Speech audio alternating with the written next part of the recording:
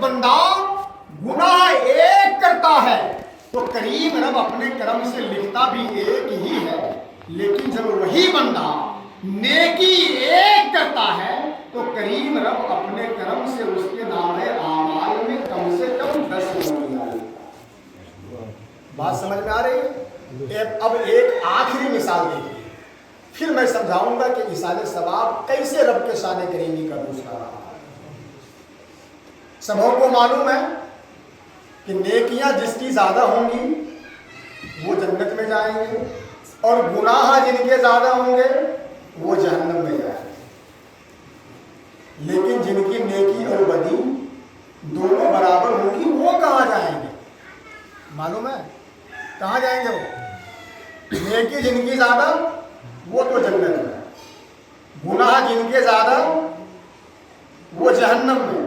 لیکن ڈرو کا معاملہ جن کے ساتھ ہوگا، جن کی نیکی بدی دونوں برابر ہوگی، وہ قرآن و حدیث جب پڑھیں گے تو بات سمجھ میں آئیں گی۔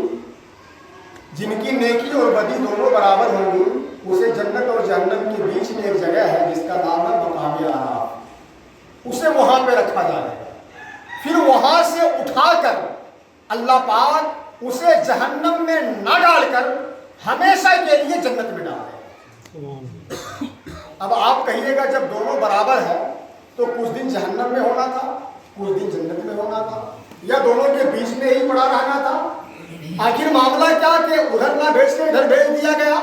تو اس کا بھی جواب وہی ہے کہ رب کریم ہے، یہ اس کا کرم ہے کہ نیکی بدی برابر ہونے پر اللہ پاک مقام اعراف سے اٹھا کر کے اپنے بندے کو جہنم میں نہ ڈال کر ہمیشہ کے لیے جنت میں ڈال دے۔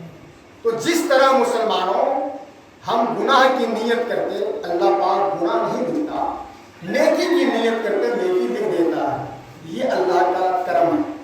جیسے ایک گناہ کرنے پر اللہ پاک ایک ہی لکھتا، ایک نیکی کرنے پر کم سے کم 10 لکھتا ہے، یہ اللہ کا کرم ہے۔ نیکی بدی برابر ہونے پر اللہ پاک جہنم میں نہ ڈال کر جنت میں ڈال دیتا، یہ اللہ کا کرم ہے۔ اسی طرح ہم اور آپ جو ایصال ثواب کرتے ہیں یا کرواتے ہیں اپنے مرحوم کے نام یا مرحومہ کے نام، یہ بھی اللہ کا کرم ہے۔ کہیں گے کیسے؟ سنیے، ہم میں سے کوئی زندہ انسان کسی بھی مرحوم کے نام یا مرحومہ کے نام گناہ کر کے بھیجتا ہے تو اللہ پاک نہیں پہنچاتا۔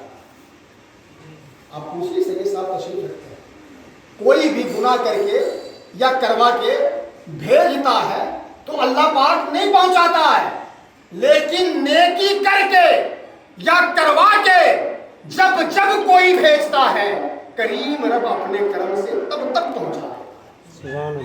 یہ بھی رب کا کرم ہے کہ جب ہم گناہ بھیجتے ہیں تو رب نہیں پہنچاتا ہے، لیکن نیکی جب جب بھیجتے ہیں رب اپنے کرم سے تب تک پہنچا دیتا ہے۔ اور یاد رکھیں رسول اللہ کی شفاعت کے بعد سب سے زیادہ لوگ جس وجہ سے جنت میں وہ یہی ایصال ثواب۔